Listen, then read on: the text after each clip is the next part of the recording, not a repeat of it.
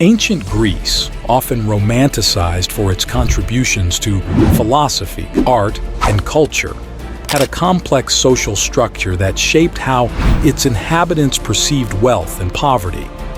The social classes within ancient Greek society were intricately interwoven, each with distinct roles, rights, and responsibilities. Journey with us through the corridors of time as we decipher the enigmatic layers of social hierarchy and delve into the very essence of how riches and destitution were perceived in this cradle of civilization. Don't forget to like this video, subscribe to our channel, and turn on post notifications so you never miss a chapter of our historical escapades. Social classes in ancient Greek society. At the top of the social pyramid were the aristoi. Just like in high school, they had their own version of the popular clique and were often referred to as the best people. These were the folks who had more coins in their pockets than a dragon has gold.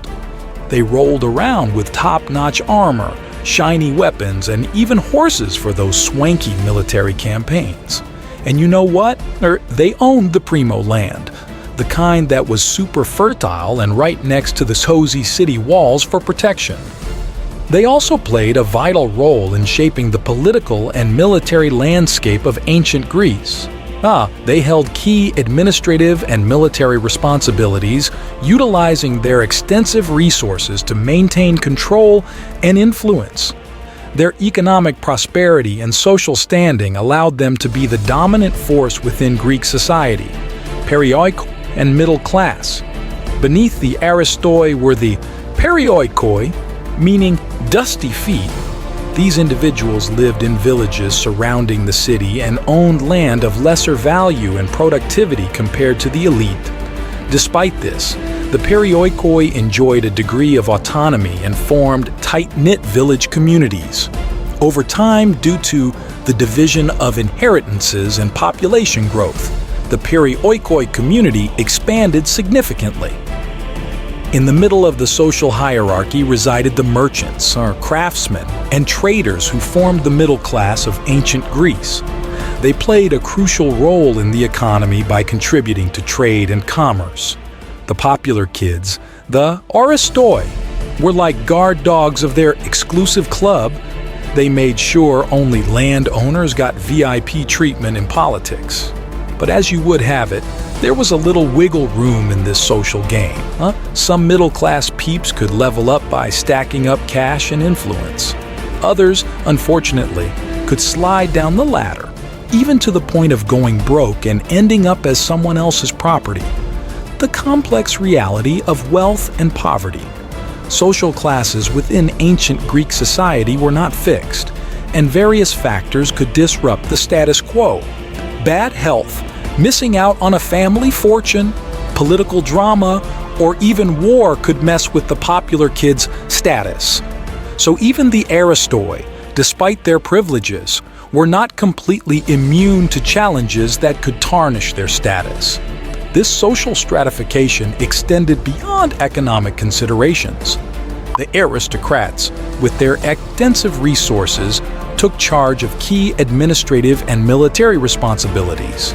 The middle class contributed to economic growth through trade and commerce, while the perioikoi focused on maintaining agricultural output. You know how we love our food today, right? Well, ordinary Greeks enjoyed fish and veggies, which were like their go-to. And they'd also munch on stuff like raisins, pears, pomegranates, and apples. And it might not sound like much, but those were the goodies of their time. But life wasn't the same for everyone. The not-so-well-off folks had to sometimes catch tiny birds for food and mostly stuck to drinking water.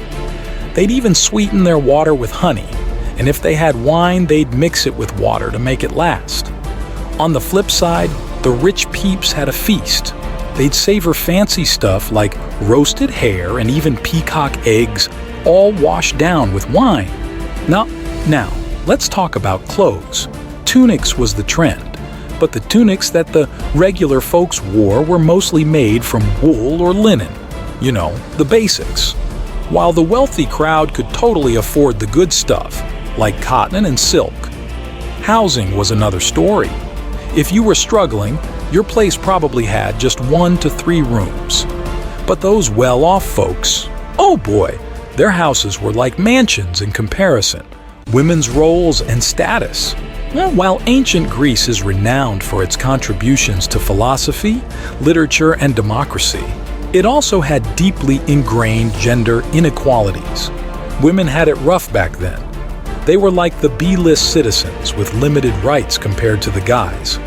They couldn't vote, own land, or even get a fair share of the inheritance pie. Their lives were pretty much centered around the home front. Think child rearing and activities like weaving to keep busy indoors. Their marriages were like contracts, usually set up by their dads or guardians.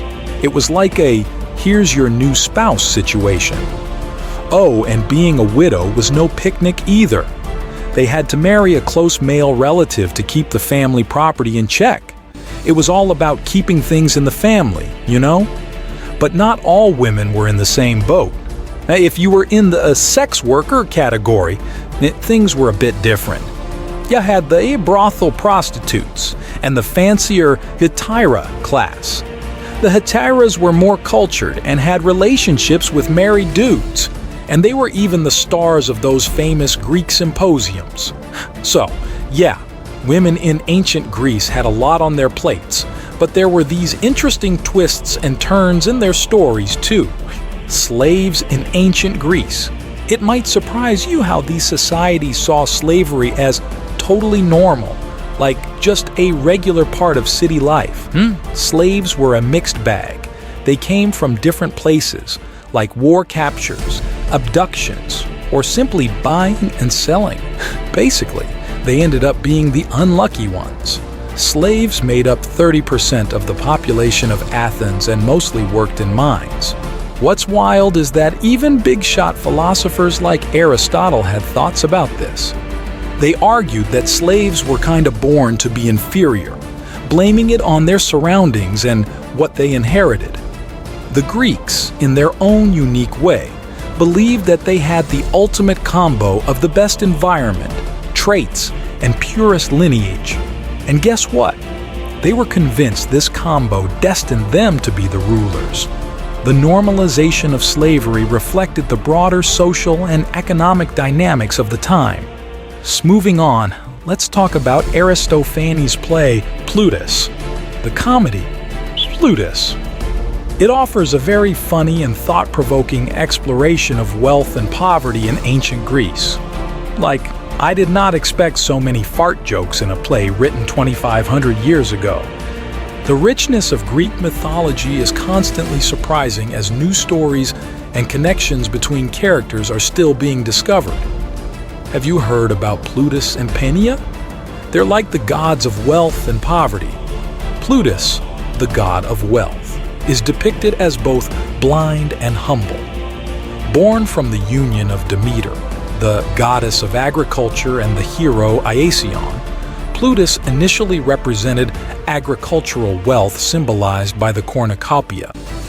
As time progressed, his influence extended to include precious gems and metals. Plutus aimed to reward the just and wise, disapproving of dishonest exploitation for personal gain. But Zeus feared that mankind's devotion to Plutus would divert sacrifices from other gods, leading him to blind Plutus to maintain balance.